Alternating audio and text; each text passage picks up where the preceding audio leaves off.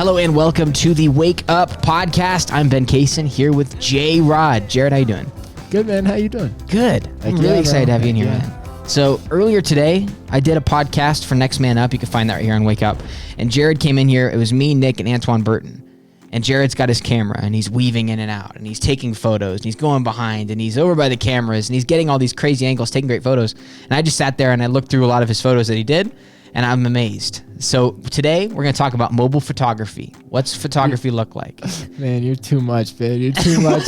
You made that sound so epic. That's what you do. You know how it is. That's how it is. Hey, Jerod Young. Anything for the shot, man. Anything for the shot. Anything for the shot. That's right. Me and Nick went up on a roof for you.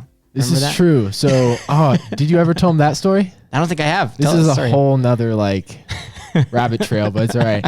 So, a couple weeks ago, we were taking some pictures for the Next Man Up podcast, and we were doing something in the studio here. And I was like, "Hey guys, do you want anything particular type thing?" And they're like, "No, not just whatever. Tell us whatever you have in mind." And I was like, "Well, let's go on the roof." And so I threw him up on the roof and kind of scared him a little bit, but we got some cool photos. Yeah. So, like we always say in the production bay, anything for the shot, man. Anything for the shot. Yeah, we went up this rickety ladder, got up on the roof, sat on the edge. You know, it's all safe. It's just a normal day, but it's fun. Anything for the shot, you know. And Jerod, you're just I feel like you do a really great job of capturing emotion. You do a good job of great framing. You do a great job with your lighting. And then in post, you do a really good job crisping it up. So all of those steps, I'm sure, takes a ton of practice. You've been taking photos for a while. So give me a rundown, maybe on more of a mobile photography, not like a design shoot. I'm not being I'm going to shoot some senior photos. It's more of I'm out, I see a moment that I want to capture. Take me through, what are some of the things that, I need to know? Yeah, so some of the things you mentioned, Jerod, just for framing and lighting. See, these are the little things that a lot of people don't pay attention to. They think that they need to have a really nice camera to take great photos, but in reality, you don't need to have a crazy camera. You just got to be aware of where you're at, and then use the environment to the environment to your advantage. Yeah. To your advantage. That's the word we're looking for. Yeah. So the first thing I would say would be just be aware of lighting. Whenever with our phones, the camera sensors are really small that are built inside the phones. They can't capture a lot of light versus a DSLR camera or a film camera. It has a lot more room to pick up light. But with mobile phones, since the lens is so much smaller, it has a hard time capturing all that light. So you got to make sure that you got enough light where you're taking photos.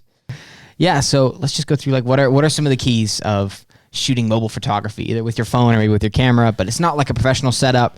It's just oh wow, here's a moment that I like. Let's see if we can capture it. Yeah. So there's a few different steps. I think there's 4 main things I want you guys to take away from today. The first thing would just to be aware of lighting. Lighting plays a big role in photos, and you can use it to your creative advantage, but it can also get in the way. So with our phones, the camera sensors are so much smaller than they are in normal cameras. Yeah. So with that, you just got to be aware of that and use that to your advantage. Yeah. So how much light is too much light? Is there too much light? Sometimes. See, it's all based upon circumstances, based upon what you want the desired product to be, So sometimes when you're inside, there's not enough light, and you'll notice your pictures are a little grainy. Other times you'll go outside and you'll notice that everything's in focus. That's because there's almost too much light, and you can't open your camera to a depth of field. So that's why that happens. Yeah. Gotcha. Yeah. So take me through, if I'm trying to take a photo of my niece, I'm at the Grand Canyon. I'm wow, I really got to get this. The lighting's pretty good. Where is it important to have good lighting to make a photo look good? Yeah, for sure. On a human subject. Yeah. The best lighting I would tell you would either be, depending on the time of the day, you're going to have different kind of lighting. If it's in the middle of the day, you're going to have harsh lighting, and the pictures, you can make it good depending on, okay. So we're taking a picture of my niece over at the Grand Canyon. Yeah. How do we make it look good?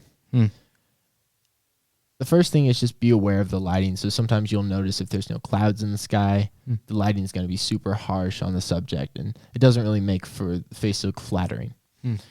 On the other end of the spectrum, if it's a cloudy day, all the lighting is going to be soft, and we would use the word diffused. Gotcha. That's what we use. Diffused. Cool. Diffused. I like Magic it. Magic button. Diffused. Love that. But yeah, if you find soft lighting, diffused lighting, then there's not going to be as many shadows and everything's going to roll off a little smoother. So Yeah. I would highly recommend if you're trying to take a good picture, you don't want to deal with shadows. It's always nice to find shade, or if it's a cloudy day, that's always super nice. Also, there's a time of day called golden hour and blue hour, which are really great for photos. That's in the morning or in the evening when the sun's about to go down or the sun's about to go up. That's when the shadows are really long, and it just makes the face and the humans more Interesting. flattering. Yeah. And that's what, the first hour of the day and last hour of the day, right? Is that pretty works? much? Yeah, pretty much. Yeah, we call that golden hour. Golden hour. Golden hour. I love it. Yeah. That's cool. Awesome. So tip number 1, light. All right. What's tip number 2? Tip number 2 would be just be aware of your composition. And I don't know if you guys have had a lot of experience in photos or not, but composition is a word we use just to describe the objects in a frame. Sometimes we put too many things whenever we take a picture and it's distracting. Your eye doesn't know where to go. Yeah. Other times it's a lot easier. I think it's a lot better just to simplify the process. Don't include as many things in your frame if you can kind of stay away from it. Gotcha. In a sense, because it's easier for our eyes to follow. It's easier for us to focus. Gotcha. So what's like a basic, you have too many things in your frame when blank? I think when there's like 2 or 3 objects that are the same size in your frame. Gotcha. That's when your eyes distracted on what you want to focus on. So a lot of the time we'll use depth in photos to kind of help our minds focus easier. So we'll put a person in the front, and then we'll put some things behind them, so they're bigger than the things in the back, so you focus on them first. That's the idea. Gotcha. Cool. Yeah. And then is there any ever positions where you're like, I need to put more things in this photo? Or is it okay to sometimes just be like, it's just a face? I don't know. That's a great question. What do you think? What do I think? Well, I'm not a photo expert. I think I just learned what a Dutch angle was. I was pretty excited about that. Yeah, I learned that about a month ago. Chavez, so. Yeah, Chavez was like, I think you can sometimes get away with it just being simple, like just one subject and not a lot behind them. But other times, I think that's what makes photos, is that there's a lot going on. Like, I'm a big sports guy, right? So as a sports guy, the famous photos in sports are like Ali standing over Frazier, or like Michael Jordan on his dunk. Sure. Like, on those photos, you take a look, and the subject is, you can see the subject very well, right? And they catch your eye first. But then what makes those photos is all of the fans, all the reactions. For the Ali one, it's Frazier down on the ground. It's these... It depends on the photo. You can think of a lot of photos that are very simple, like where the face takes up most of it, and are iconic that way. So I think you can go either way, on my expert opinion. I think it's all subjective in the end. Yeah. When it comes down to it. But I don't think... I agree. I love it. Okay. All right. Tip number 2, composition. What's number 3? Okay, number 3, when it comes to taking photos with your phone, is don't be aware to use the different photo modes. I think it's crazy now. Our phones come with all these different modes built in. Like, most phones come with a portrait mode, which can be super cool and can get some super cool effects. And then some phones come with like a night sight mode where you can take pictures of the stars and stuff. And I think it's easy just throw those aside and think you don't need them. But the technology is pretty impressive these days. So I wouldn't be afraid to use those. Yeah. Yeah. So just play around with them. Yeah. That's what I would say. Just play around with them. And that's what I did. Do you have a favorite mode on your phone? Probably portrait mode, just because my favorite as well. It adds the blur and makes everything look a little more cinematic. I love that. Yeah. Cool. And then what's your 4th tip? So I think my 4th tip would be just to remember to pause. Whenever you're going out and taking pictures, it's so easy to get distracted. But remember, just what is the goal here? What story are you telling? Versus just picking up your phone, snapping some pictures, maybe make your friend smile, take a picture real quick. Maybe just stop for a second and just think, what am I trying to communicate with this image? Yeah. That's because awesome. I think just a little bit of intentionality will go a long way with those things. Yeah. Gotcha. So how do you define what your intention might be when you're just out in random and you think this is a cool thing? I don't know. Elaborate more. Yeah, sure. So you're saying think for a second about what your intention is, who you're trying to get to. But if you're just out on the street and you're like, wow, that looks really cool. What does that look like then for you to be okay, let's break this down. What goes to your head in that moment? Say we're walking down the street, Jerod, me and you. Okay. We're walking down the street and you look over and you see this nice view of like the river Sure. and me walking by the river, and Sure. you're like, okay, this could be a really good photo. Like, take me through the process in your head that goes Yeah. from that to the photo. Yeah. So I think a lot of the times we try to get things perfect the first time just because we don't want to waste time. We just go take a picture real quick and we Yeah. think that it's cool. So I do this with video a lot, where sometimes we're out videoing clients and I just wait for someone to do something cool. And then sometimes that moment doesn't come. So instead of wasting the time waiting, I just go ask the person, just go pick up this cup or something for me. Yeah. It saves a lot of time just by being intentional with that person and just saying, hey, can you do this for me real quick? It's a little easier that way. And it saves a lot of time versus waiting for that moment to happen, which a lot of the time, I think sometimes when you wait for a moment to happen, you capture it perfectly. It is gorgeous and there's nothing that can get in the way of that. Sure. But I think sometimes just being a little intentional with people. So say we're walking down the street, instead of just pulling out my phone, taking a picture where you are, I look at the frame and I go, where should Ben be in this photo? What makes the most sense? Where is he going? So I tell you, hey, go on the left side of the frame, Yeah. Yeah. That's cool. Sweet, Jerod. That's awesome, man. Yeah. So like overall, like for people who are maybe just all they do with their phones is like when they see something that they like, they just pull it out, boom, and move on. Yeah. Talk to me just real quick. What's the benefit of slowing down? What's the benefit of trying to frame things up? What's the benefit of trying to figure out your light? Like why is this important?